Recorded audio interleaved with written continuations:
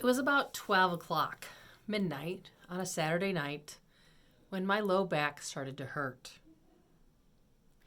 As a physical therapist, I decided to get down on the floor and see if I could relieve this back pain.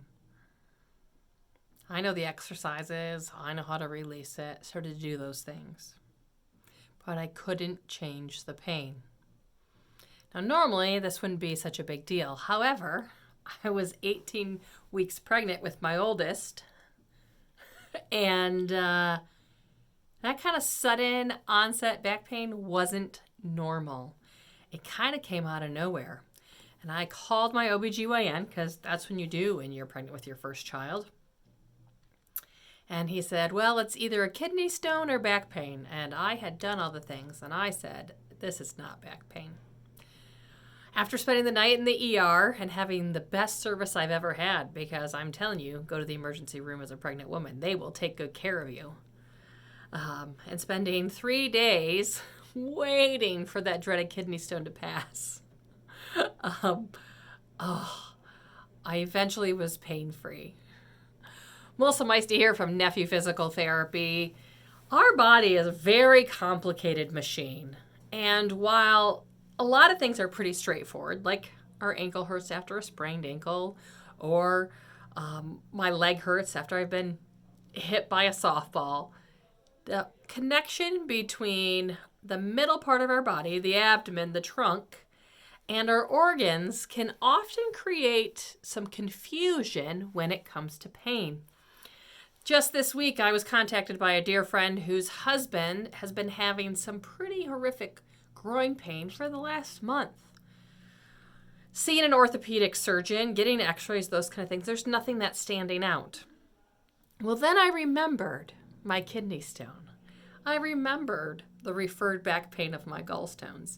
And I remembered that our organs have a referral pattern that often makes our pain confusing. So my suggestion to my friend is, I think I would just check out the urologist before I get that MRI for the back.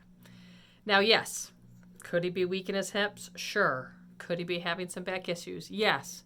But when we start asking deeper questions, specifically the onset and what else changed in our life around those things, we can start to rule out what may or may not be causing our pain.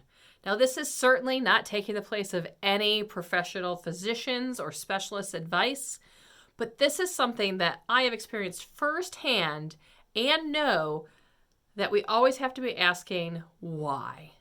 Why does it hurt? What makes it better? What makes it worse?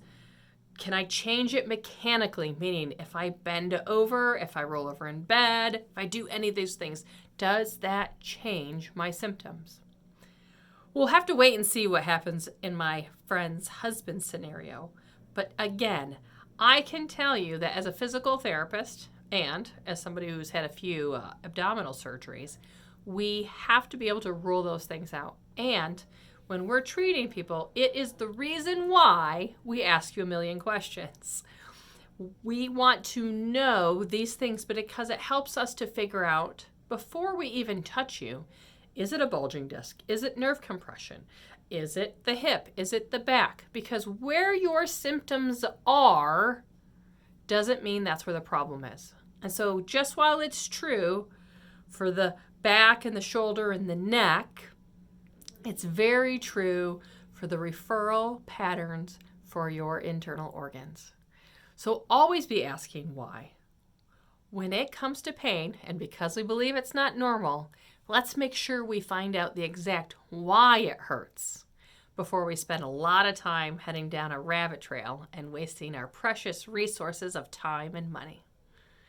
Melissa Meiste here again, wishing you good health, no pain, and always be doing something about it.